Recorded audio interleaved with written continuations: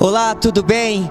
Que bom que você chegou aqui mais uma vez. Eu tenho certeza que virá uma palavra do coração de Deus para falar com você. Hoje, o nosso canal recebe uma pessoa muito querida e amada.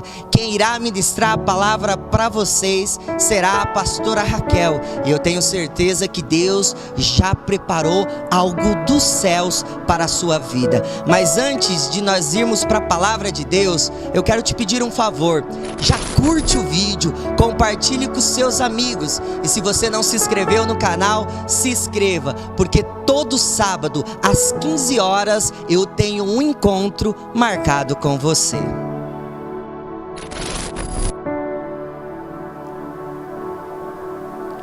Olá, eu tenho uma palavra de Deus para a sua vida. A Bíblia diz em Tiago, capítulo de número 4, versículo 14. Tiago faz uma pergunta, ele diz: o que é a vida? Senão como uma neblina que passa logo. Ela vem e ela logo se dissipa. Se você analisar as mensagens de Jesus, você vai ver que sempre quando ele iria entregar a mensagem, ele sempre falava por parábolas. Mas uma coisa é certa: em todas as parábolas a mensagem era a mesma: salvação, restauração de um povo, restauração dos filhos. E eu sempre gostei de aprender com essas parábolas. E eu percebi que o Espírito Santo, ele geralmente gosta de falar comigo nos simples detalhes da vida. E na noite passada, ele me lembrou de uma ponte no Rio Grande do Sul. Para quem não sabe, eu sou gaúcha. E tem uma ponte muito peculiar, muito diferente, chegando em Uruguaiana. E ela é tão estreita que é necessário, ela é de mão única. Então é necessário o lado de cá esperar para que todo lado de lá atravesse a ponte. E depois que termina, então o sinal fecha.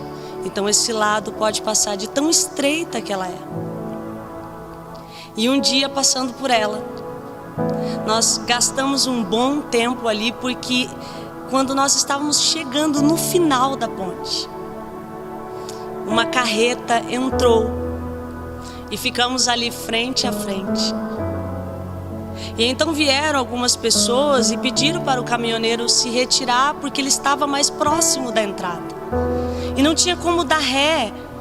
Como eu disse, a ponte era muito estreita. E então ele desligou a carreta e nós ficamos ali um bom tempo, porque ele disse: eu não vou sair daqui. E era necessário muita paciência. Era necessário você ter uma paz interior para poder resolver aquele tipo de problema. Era necessário ceder. Era necessário gentileza. Gastamos um tempo na ponte e não conseguimos resolver, até que um senhor conseguiu fazer com que aquele caminhoneiro cedesse. E ele ligou o caminhão e retornou. E eu me lembro que, diante desse dilema todo, parecia que nós estávamos ali há muito tempo. E quando terminou a ponte, eu olhei à frente e eu vi uma imensidão de estrada. Parecia muito tempo, mas foi pouco. Parecia uma ponte enorme, mas era curta. Então nessa noite passada o Espírito Santo me fez lembrar desse momento e ele disse: assim é a vida. Parece longa, mas é curta. Parece imensa, mas na verdade é um sopro. É como uma neblina, como diz Tiago, que logo se dissipa. Só que é interessante que as pessoas, elas vivem como se essa vida nunca fosse acabar. E então há uma disputa na ponte. Há uma guerra na ponte. As pessoas dão saúde, todas as forças, todo o seu fôlego para conseguir seguidores, para conseguir fama, para ter pessoas, para ter coisas, para adquirir um conforto na ponte. Como se ela fosse tudo. E na verdade, ela é só uma passagem. Na verdade, ela é uma pequena passarela de tudo o que está por vir. As pessoas, elas olham para essa vida e elas olham para a sua fé e elas querem usar essa fé exatamente para esse lugar. E elas precisam de tantas coisas. Elas precisam de tantas coisas para serem felizes. E elas usam a fé para este tempo, para esse momento tão curto. Porque é tudo que elas veem, é tudo que elas tocam, é tudo que elas acreditam que precisam. E há aquelas pessoas que acreditam que essa ponte chamada vida, ela é tão imensa, ela é tão difícil, que parece que nunca vai acabar. E o que elas fazem? Elas pulam da ponte. Elas pulam da ponte na expectativa de que a dor vai passar. Elas pulam da ponte na expectativa de que a dor que elas estão sentindo, todo o sofrimento que elas estão vivendo é passageiro. Exatamente no momento do pulo, tudo se vai, tudo acaba, todo pranto, todo choro, todas as dificuldades, esquecendo que a ponte, ela vai terminar logo ali. Eu estou falando de vida. Sim, ela é curta. Então um dia, Jesus, ele desceu na ponte. E quando ele desce na ponte, ele vem para entregar uma mensagem. Ele veio para dizer: parem. Vocês estão vivendo só para isso. Vocês estão acreditando que é só isso que existe. Mas a ponte é curta. A ponte é só um tempo. A ponte é só um momento. E ele dizia em suas mensagens: olhe para o alto. Vocês precisam ajuntar tesouro lá e não aqui. Aqui vocês serão roubados. Aqui as coisas, elas vão passar, elas serão destruídas. E quando ele fala aqui vocês serão roubados, ele fala de um ladrão. Um ladrão que vem para roubar, para matar e para destruir. E quando nós olhamos para todos os lados, nós vemos situações, nós vemos pessoas, nós vemos enfermidades que são ladrões que vêm e que roubam a nossa alegria, que roubam a nossa fé, que roubam a nossa vontade de viver. E ele dizia: não olhe só para a ponte, olhe para o alto, olhem para algo que está por vir, que está além de tudo isso que vocês estão vendo e que vocês estão experimentando aqui. A ponte não é tudo. A ponte é só um sopro. E há aquele tipo de pessoa que vive e gasta toda a sua energia, toda a sua vontade, todo o seu ânimo, todas as suas forças para viver e experimentar todas as coisas aqui.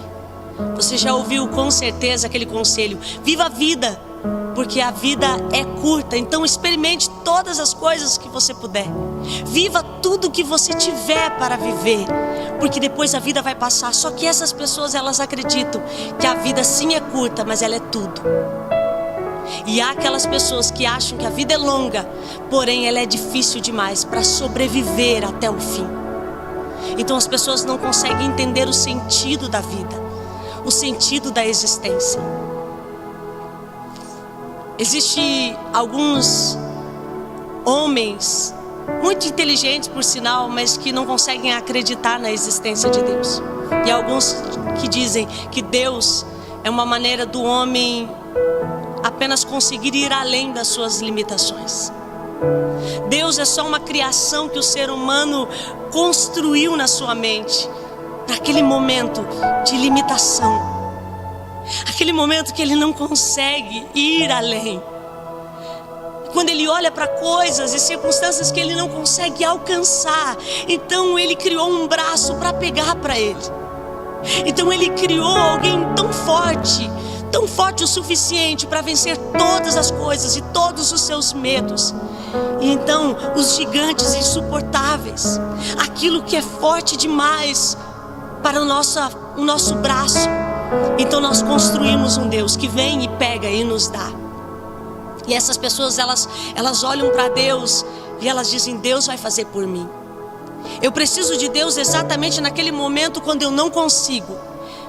Há aquelas famílias que dizem: não, nós precisamos de uma fé para poder suportar a vida. Então nós precisamos crer em alguma coisa para podermos caminhar nesse caminho tão difícil e ter uma esperança em alguém, em um nome.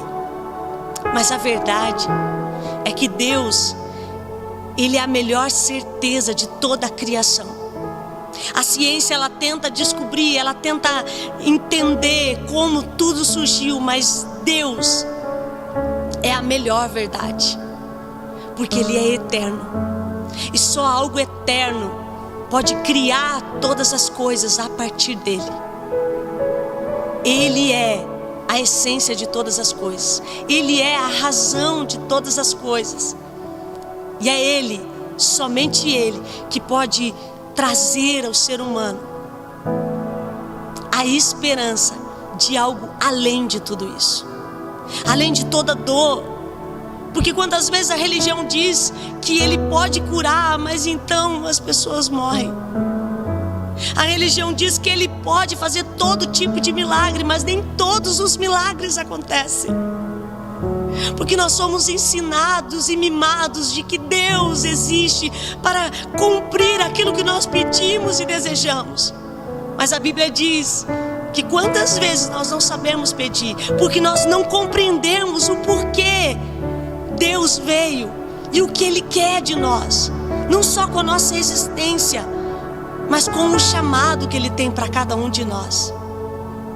E se tudo fosse em torno dos nossos sonhos, dos nossos desejos, então nós seríamos deuses e Ele seria um servo a cumprir tudo aquilo que queremos. Não, Ele é a essência de tudo.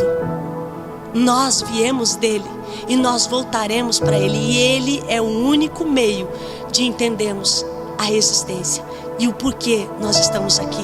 Então Ele veio, desceu na ponte para nos dizer: existe algo maior do que vocês têm visto, do que vocês têm tocado, do que vocês têm ouvido, do que tem passado pela mente e o coração de vocês, e não é nada palpável, vai além de tudo isso. Não se limite.